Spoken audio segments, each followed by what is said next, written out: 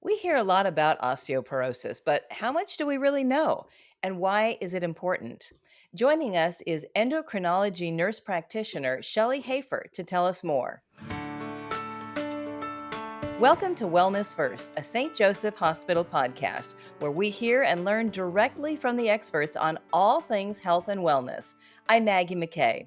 Thank you so much for being here today, Shellie. Would you please introduce yourself?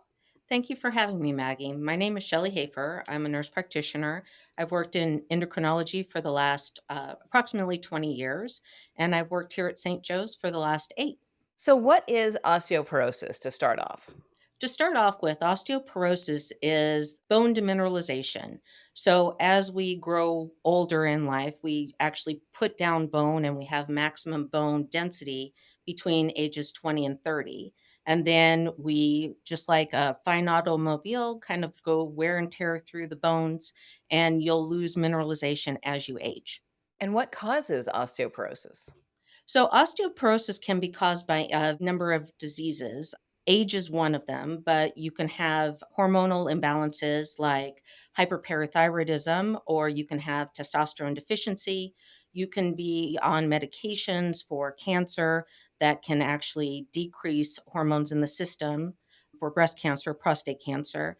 There's also malabsorption issues like gastric bypass surgeries or celiac disease or any type of GI stomach issue like ulcerative colitis. Shelley, who's most likely to develop osteoporosis? So, osteoporosis is primarily thought of as a female disease, and as 1 in 2 women will actually have a chance of developing osteoporosis in their lifetime. Unfortunately, we forget that men have bones too. And statistically, when you're looking at what goes on, approximately 1 in every 4 men will actually develop osteoporosis in their lifetime. Did you say 1 in 2 women will have it in their lifetime? Yes. 1 in 2 women, you have a higher chance of developing osteoporosis than you do of breast cancer and, in some cases, cardiovascular disease. So, how do you diagnose it? Generally, osteoporosis is diagnosed with a DEXA scan, which is a bone density scan that looks at the spine and the hips and the femoral neck.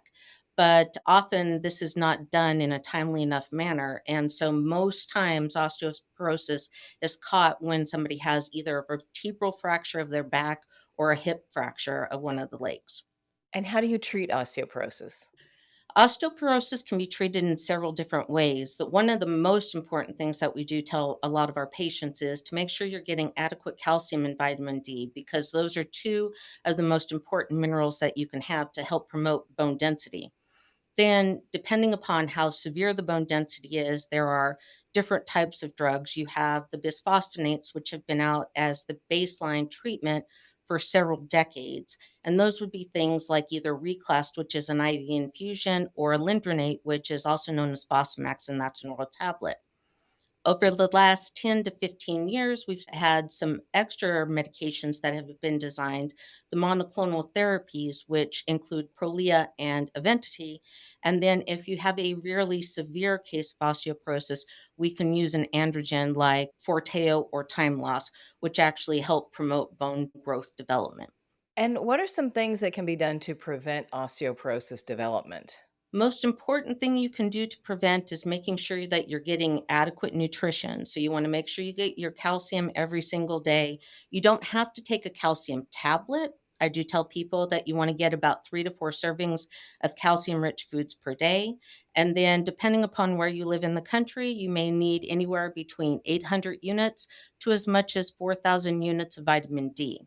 Additionally, we tell everybody walk and do bone strengthening exercises. So, putting pressure on the bones actually forces the bones to help promote bone growth. And then do exercises that prevent you from losing your balance. So, anything for stability, yoga, Tai Chi, swimming, all of those things will actually help prevent you from tripping and falling so that you don't actually have an injury or a bone fracture. So, it's all intertwined. No wonder my trainer always says, you're not going to get osteoporosis if you keep coming and working out or even working out on your own. Absolutely. Shelley, when should people be screened for osteoporosis? Like, how do you know? So, the National Bone and Osteoporotic Foundation recommends that everyone, men and women, get screened at least by the age of 65.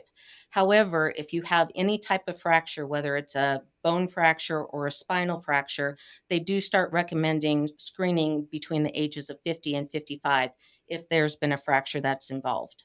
This has been so informative. I've already learned so much in our short time together, Shellie. Is there anything else you'd like to add that we didn't cover? So my biggest point that I want to add for people is that prevention is worth a pound of cure. So try to keep yourself healthy and make sure you stay on top of your health so that we don't have fractures in the world. Thank you so much for sharing your expertise. Thank you. Again, that's Shellie Hafer. And to learn more, please visit stjosephhospital.com/services/endocrinology. And if you found this podcast helpful, please share it on your social channels and check out our entire podcast library for topics of interest to you. Thanks for listening. This is Wellness First, a podcast presented by St. Joseph Hospital.